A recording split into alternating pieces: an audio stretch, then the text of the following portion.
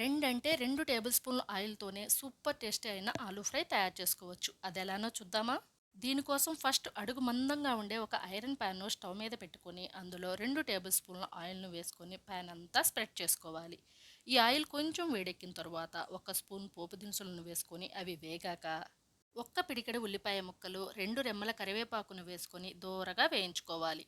ఈ iron fans వాడే కొద్దీ, సంవత్సరాలు గడిచే కొద్దీ నాన్ స్టిక్ తత్వం పెరుగుతుంది. అంతేకాకుండా ఈ ప్యాన్స్ ఇంకా స్ట్రాంగ్‌గా కూడా తయారవుతాయి. ఈ ఐరన్ ప్యాన్స్‌ని కరెక్ట్‌గా మెయింటైన్ చేస్తే ఎన్ని సంవత్సరాలైనా చెక్కు చెదరకుండా ఇలానే ఉంటాయి. ఇప్పుడు ఇందులో కొంచెం ఉప్పు, పసుపు వేసుకొని ఒకసారి బాగా కలుపుకొని, ఆలు ముక్కలను ప్యాన్ అంతా పలుచగా స్ప్రెడ్ చేసుకొని, పైన మూతను ఇలా ఏటవాలుగా పెట్టుకొని, stove flame medium to high మధ్యలో ఉంచుకొని, అప్పుడప్పుడు కలుపుకుంటూ ఆలు ముక్కలను వేయించుకోవాలి. మిక్సీ జార్లోనికి కొంచెం ఎండు కొబ్బరి, ఒక్క స్పూన్ జీలకర్ర, ఒక్క స్పూన్ కారము, అలాగే ఒక 6, 7 వెల్లుల్లి రెమ్మలను వేసుకొని మిక్సీ పట్టుకొని పక్కన పెట్టుకోవాలి.